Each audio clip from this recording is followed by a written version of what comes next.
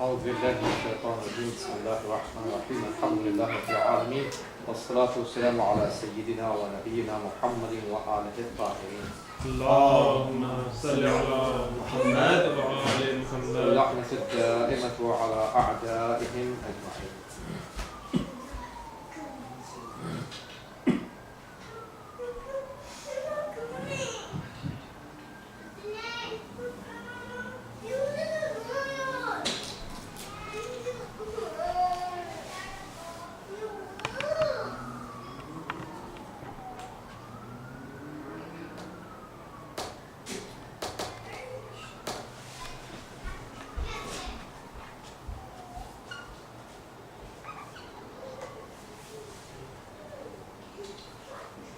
So we are done with the discussion of Bismillah ar-Rahman ar-Rahim, and now we are moving forward and heading towards Alhamdulillah Rabbil Alameen, the next ayat. But before that, Surah al-Fateha itself has a great respect.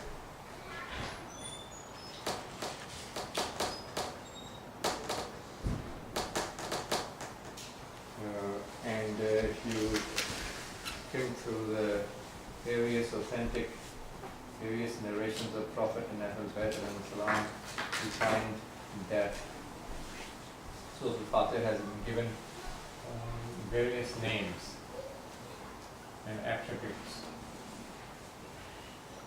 And it's very important to deal with those names, learn about that and the reasons behind those names and attributes. So before we enter into Alhamdulillah Rabbil Alameen, we know the importance of what we are learning. So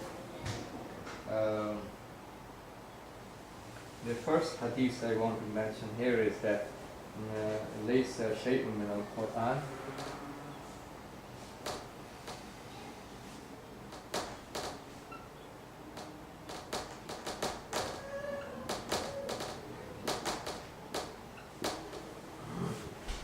والكلام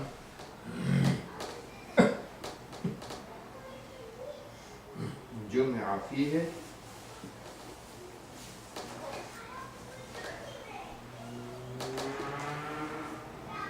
من جوامع الخير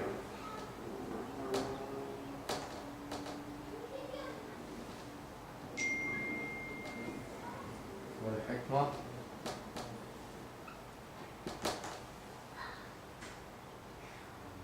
ما جمع في سورة الحامد.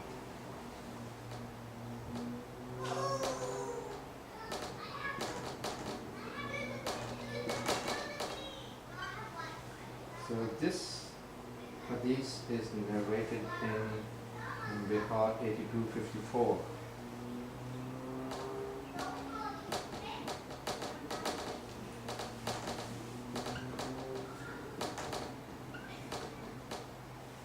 Here in this hadith, ليس شيء من القرآن, there is nothing from Quran, and the conversation, that means there in the entire Quran and in the conversation there is nothing that can combine it, no statement, nothing in which all the combinations of khair and goodness, Jawami al-Khair means combinations of khair and goodness, wal hikmah and wisdom has been combined the way it is being combined in Surah al-Hamd. Surah al-Hamd is the best combination of all the goodnesses and all the wisdom.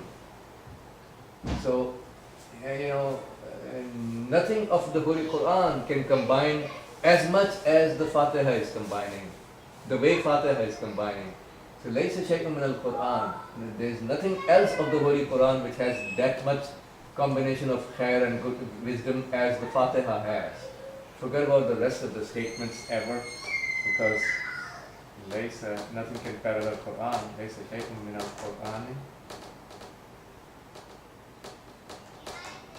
والكلام جمع فيه من جوامع الخير والحكمة ما جمع في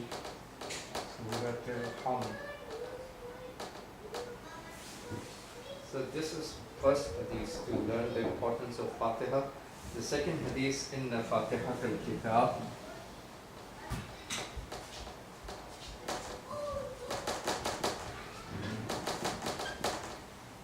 أشرف ما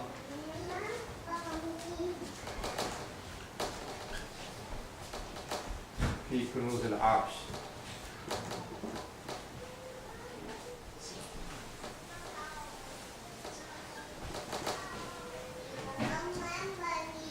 This hadith is narrated in Tafseer al-Fateha, volume 16.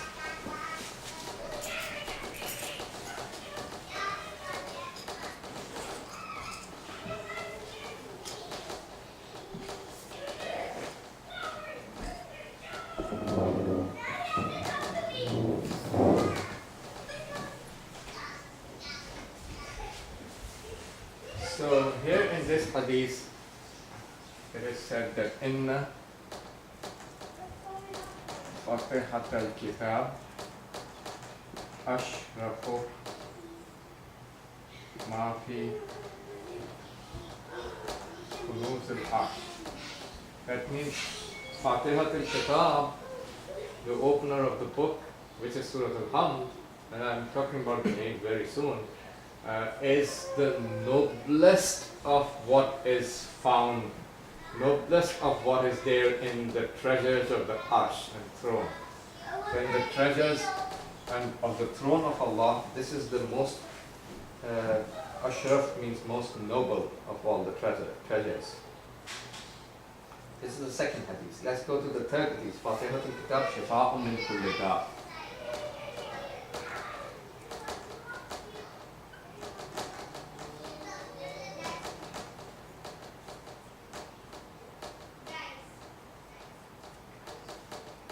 Fatihat al-Kitab is a cure from every sickness. Min kulli da' means sickness. Fatihat al-Kitab Shifa'un min kulli da'. This hadith is narrated in Majma' al-Bayan. Tafseer Majma' al-Bayan is considered, used to be considered the best tafsir before Tafsir al-Mizan arrived. So you can say, if you want, in the eyes of the scholars, Majma' al-Bayan is the second best tafsir throughout the history. Well, every tafsir is, of our scholars, they did a great job. Every tafsir is very, very good. But certain things and aspects give superiority to some tafsir. So Majma' al-Bayan is almost considered to be now the second best tafsir ever. Majma' al-Bayan, volume 1, page 87.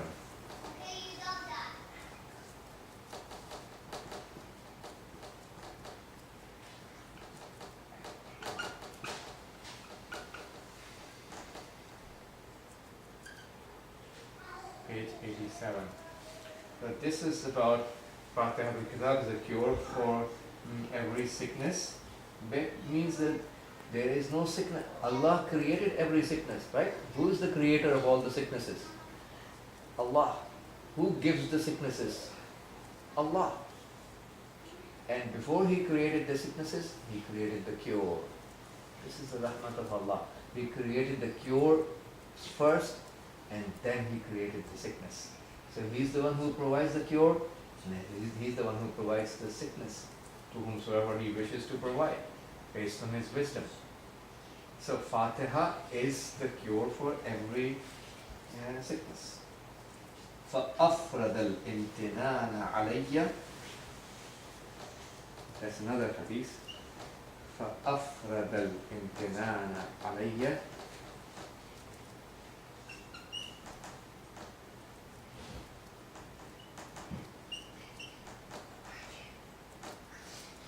بفاتحة الكتاب.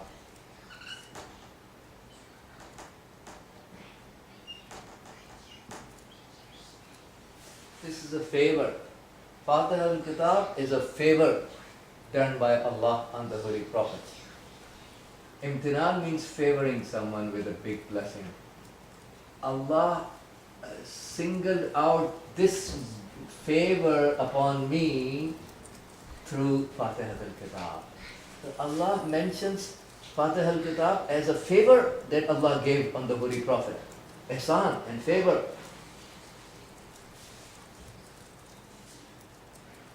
Prophet is the only one who was given Fatiha al-Kitab. So, when Jabir ibn Abdullah Ansari meets the Holy Prophet, Prophet said to Jabir ibn Abdullah Ansari, according to this narration, Allah u'allimuka afdala suratin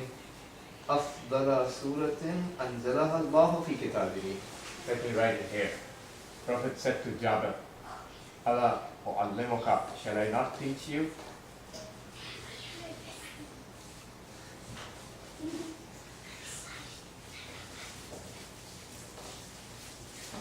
Afdala suratin, most superior surah.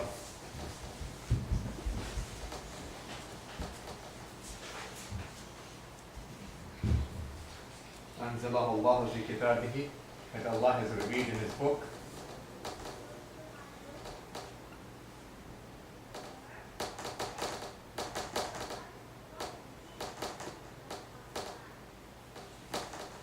Shall I not teach you the most superior surah Allah has revealed in His book? Jabir said, Bala, bi anta wa ummi ya Rasulullah. Yes, may my father and mother be sacrificed on you, O Rasulullah. Allimniha, teach me that surah.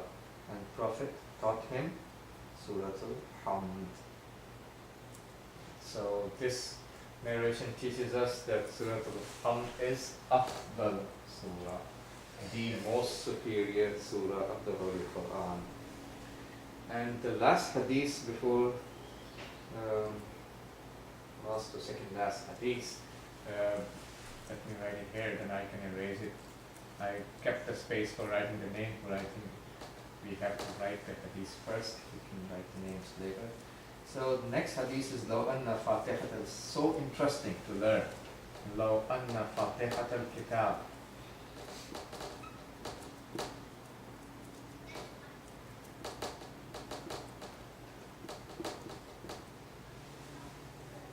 وضعت في كفة الميزان.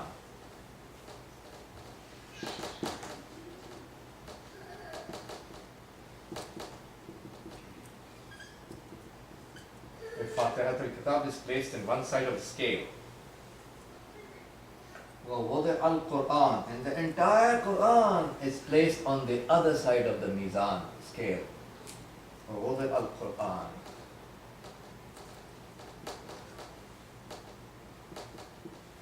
Then you place Fatiha here, and you place the rest of the Holy Quran on the other side of the scale.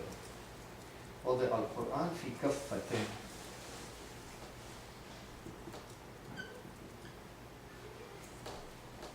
وضع القرآن في كفة. وضعت في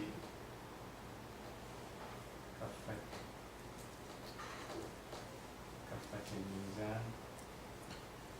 لو أن فاتحة الكتاب وضعت في كفة الميزان ووضع القرآن في كفة لرجحت Fatiha will have preference.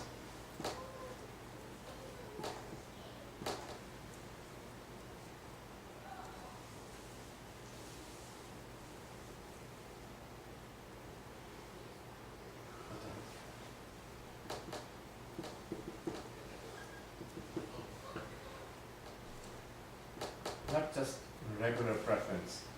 It has more weight, more preference than the entire rest of the Holy Quran 7 times, sab'a marrat.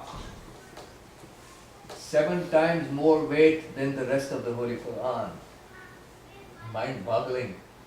What is the treasure hidden in Fatiha? Sab'a marrat. 7 times. So the rest of the Holy Quran cannot parallel. 7 times cannot parallel the highness of Fatiha. This hadith is narrated in Jami'u Ahadith al-Shia, volume 1589.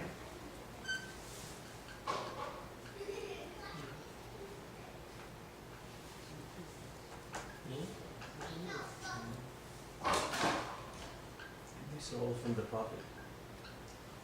I have to exactly check it and then let you know whether each one is from which Masoom. Jami al-Ahadith Shia, volume 1589.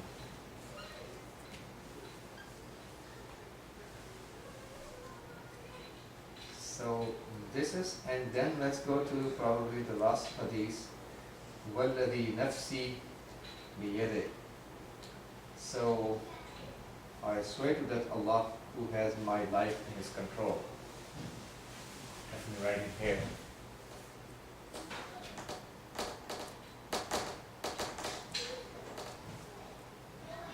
وَالَّذِي نَفْسِي بِيَدِهِ. I swear to the one who has my life in his hand. That means in his control, in other words. مَا أَنزَلَ اللَّهُ فِي التَّوْرَاةِ.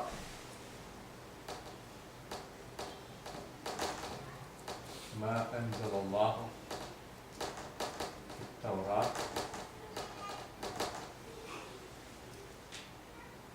Allah did not reveal anything in Torah, ولا في الإنجيل, nor in the Injil,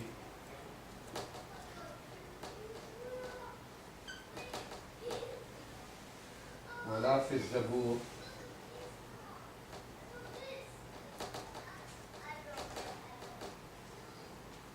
ولا في القرآن. Allah did not reveal in Torah or Injil or Zabur or Quran مثلها هي الكتاب.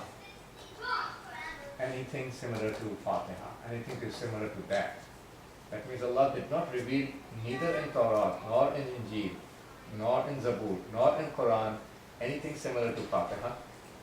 And here, Fatiha is Kitab, mother of the book.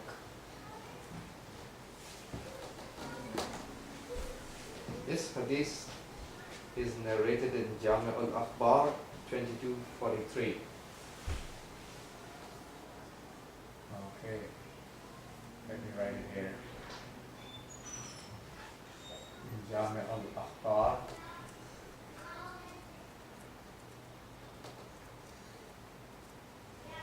volume 22, page 43.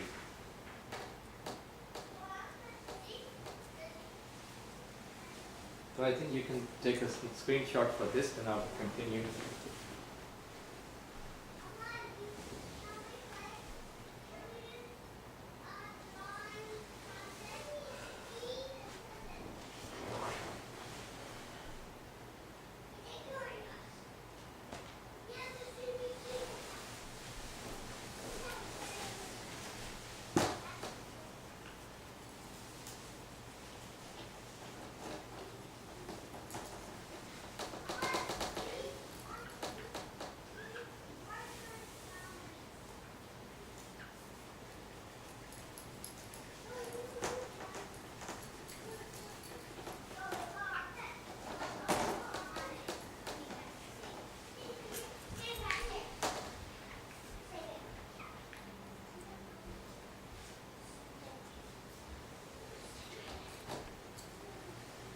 So this surah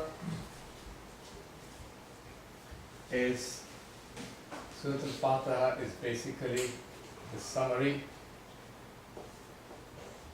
of Quran, and it includes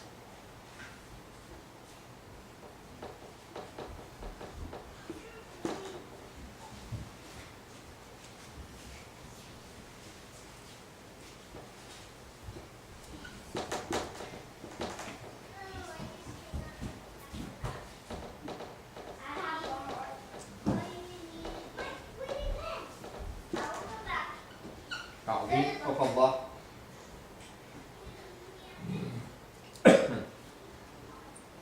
and the praise of Allah, and mention of Sifat al-Jamali wal-Jalal, the attributes of beauty and majesty,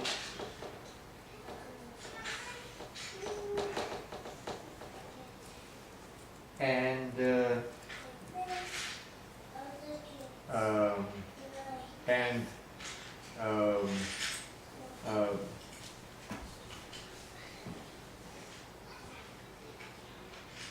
concise ma'arif, concise version of all the ma'arif of Quran. So what will be the word for Ma'arif? It's the in-depth concepts and teachings. Concise version of all the in-depth concepts and teachings, ma'arif of Quran. So this is what Fatiha is all about.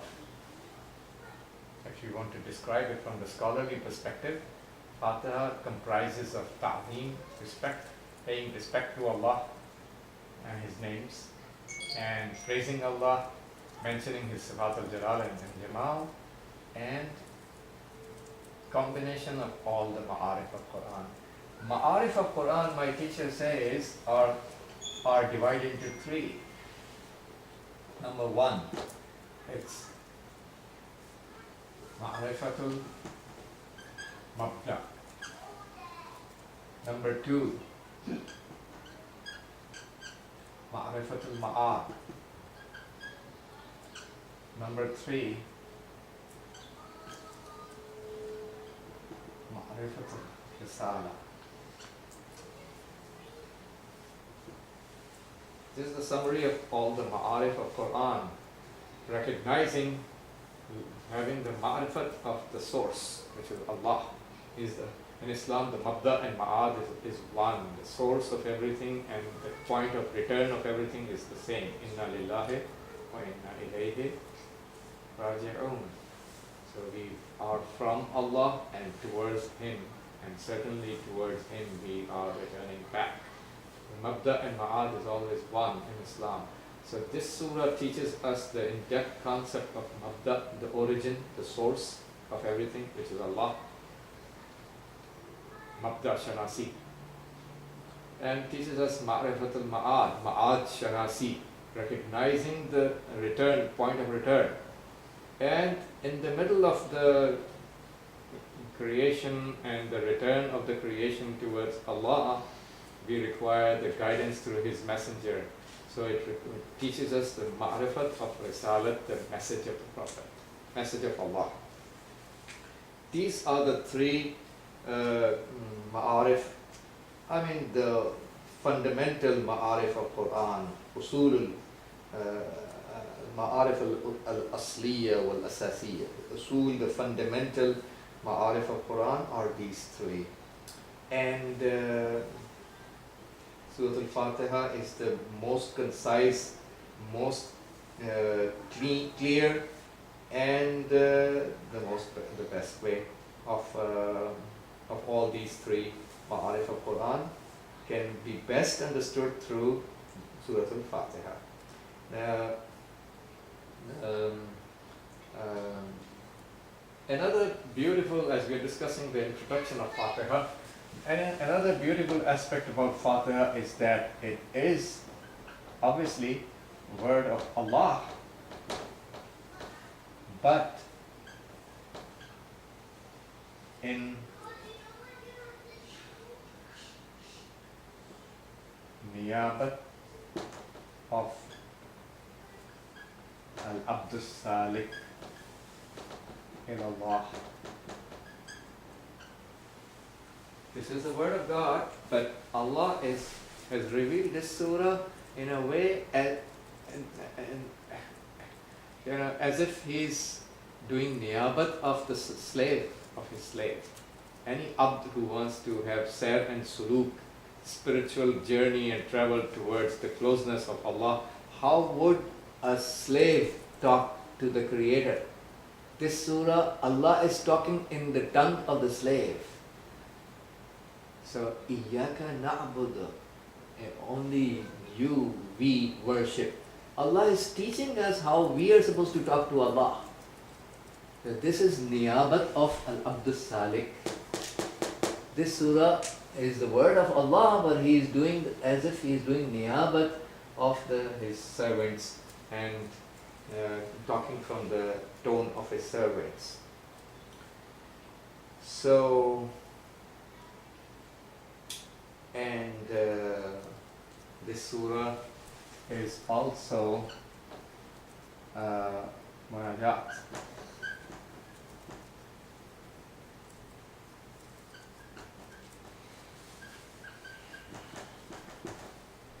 Munajat means close whispered secret conversation, close whispered talk with our beloved who is Allah. And talk of love and ishq means deep love. This is how the Urafa look at that. Surah al-Fateha is a close whispered secret conversation between the lover and the beloved, and the talk of love towards Allah. It teaches us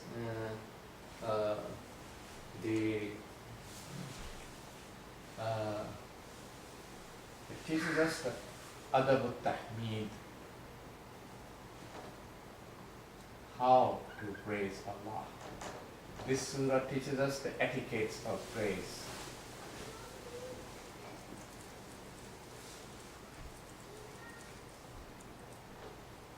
Etiquettes of praising Allah.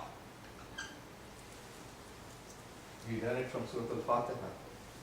If you want to do the hamd of Allah, what's the best word, best phrasing in which you are supposed to praise Allah and thank Him and be grateful towards Him? The best is what Fatiha has said, Alhamdulillahi Rabbil Alameen. Nothing is better than that. That's the best phrasing of how to praise Allah. And it also teaches us Adabul Abudiyyah. This is the introduction of Fatiha in the eyes of the scholars. Adabul Abudiyyah means etiquettes of servitude towards Allah subhanahu wa ta'ala. And how a slave is supposed to talk to the one who is the owner of, who is the supreme owner of everything. And Islam teaches us that the salat is the foundation. As-salatu amududdin, remember? The famous hadith, As-salatu amududdin.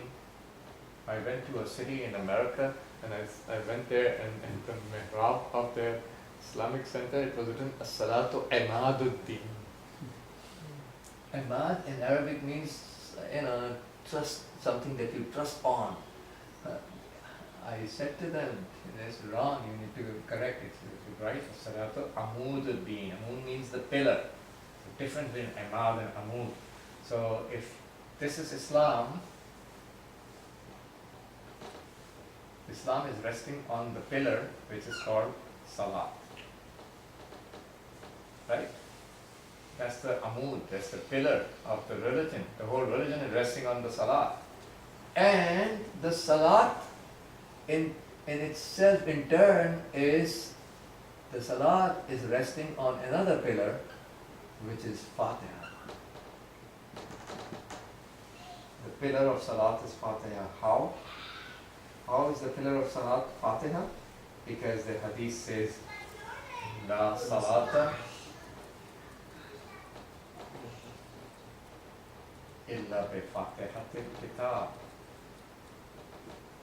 Without the Fatiha of the book, there is no Salat. It serves like a pillar of the Salat. So, survival of Salat depends on Fatiha.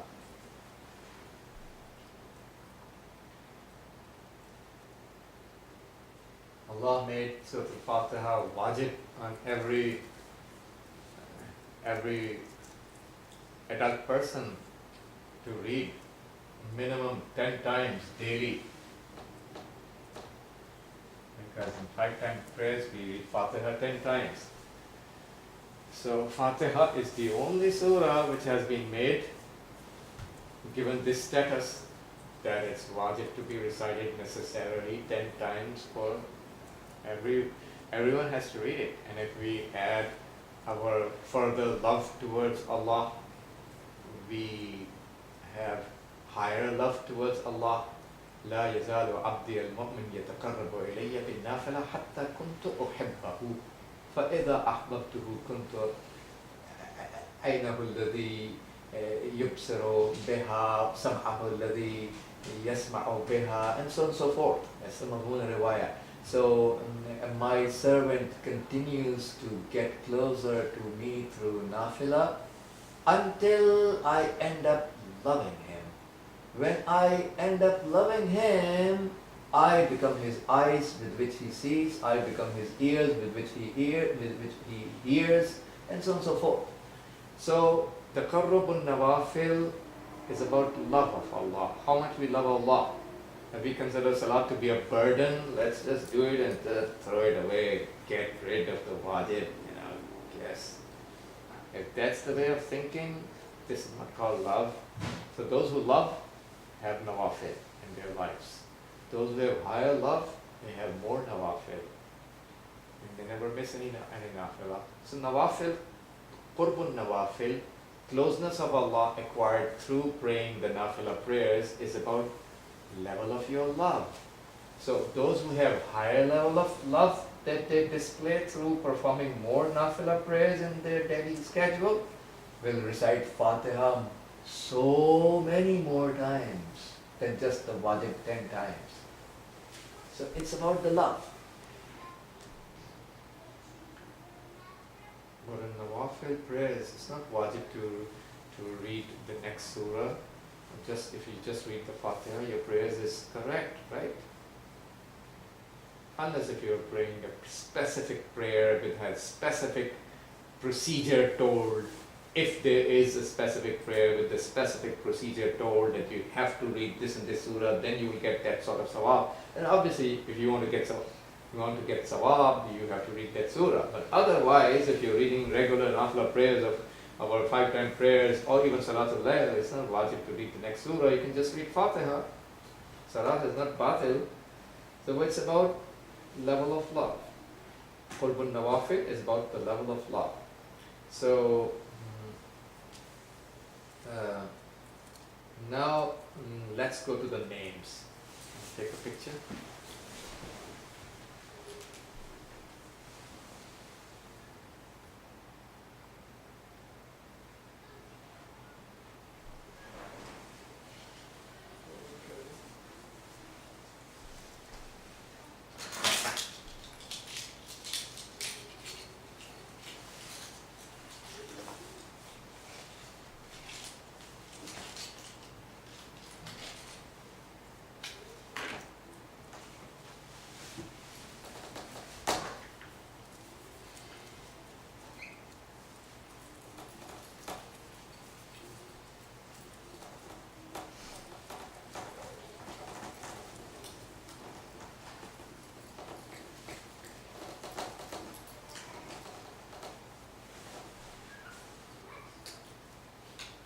Okay.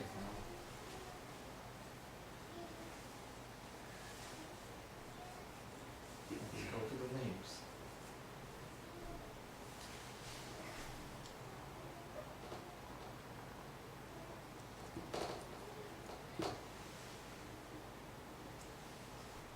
Here is the list. Kitab. Mother of the book. Number 2.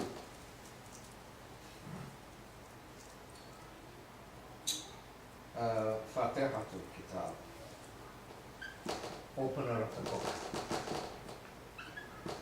Fatihatul Kitab means opener of the book. As-Sab' al-Masani,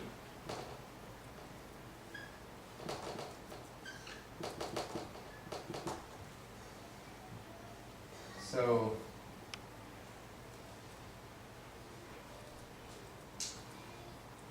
a sub, because it has 7 verses. Sub in Arabic means 7. A sub al-Masani has 2 different meanings. One meaning, a sub al-Masani, is that the 7 which are revealed 2 times. Surah al-Fateha is the only surah which was revealed 2 times. Right? So this is called a sab al-Masani. Those 7 verses that were revealed 2 times. That's one way of the interpretation of the name. Another way of interpretation of the name is that a sab al-Masani means those 7 verses which are Masani. Masani means that there is an etaf. Means these verses can be utilized for interpreting other verses of the Holy Quran. So, and I'm coming to that point, inshallah. Probably in the next class I will explain a little bit more on that concept. But let me first finish the names.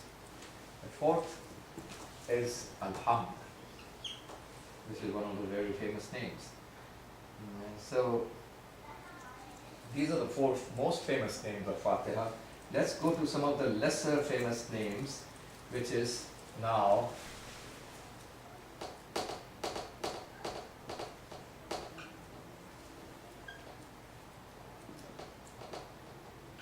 lesser famous ones is Fatihat al-Quran.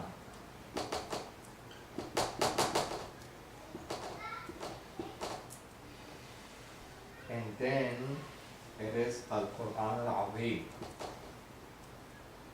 the great Quran. Al-Quran al-Azim is the name of Surah al-Fatiha. Al-Wafiyah. Al-Wafiyah means the one which is sufficient. Al-Kafiyah, similar meaning.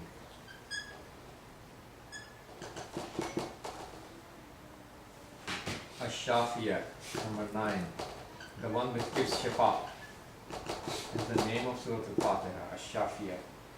Ash-Shifa, number 10, the cure. Name of Surah al-Fatiha is also Ash-Shifa, means the cure. Number 11, Fatiha is also called As-Salat. Number 12, Fatiha is also called Ad-Du'a. Okay, that's the best form of dua ever.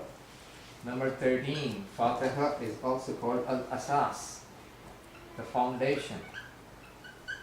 Number 14, Fatiha is also called Ash-Shukr, the gratefulness.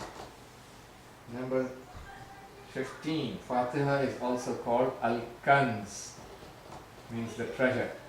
Al-Kanz. Number 16, Fatiha is also called An-Nur, the divine light, the light. Number 17, Fatiha is also called As-Su'al, the question. Number 18, Fatiha is called Ta'limul Mas'ala, teaching of the issue. Number 19, Fatiha is called Al-Munajat, the closed whisper talk with Allah. And number 20, Fatiha is also called At-Tafweed, means surrendering, submitting, surrendering. Tafweed. Number 20, let me write 21 here. 21 is also called Alhamdul Ula, means the first surah of Allah's praise. What is hidden here is the word surah.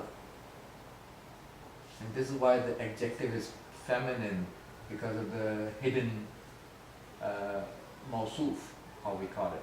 Because alhamd is a masculine word, it should be al-awwal. But we are not saying al-awwal coordinating with the masculine, we are saying al-ula, the feminine, because what is hidden is the mawsuf, which is surah, and that is a feminine. The Surah al-Hamd al-Ula means that chapter which is the first chapter of praise. Surah al-Hamd al-Ula. And also 22, Fatiha is called Al-Hamd al-Qusra, That is also Surah al-Hamd al-Qusra. Surah is hidden. Al-Hamd al-Qusra means the shortest praise. These are the 22 names of Fatiha. You can take a picture. Sallallahu ala Sayyidina wa Nabiyyina Muhammad wa alihi Fatiha. اللهم صل على محمد وآل محمد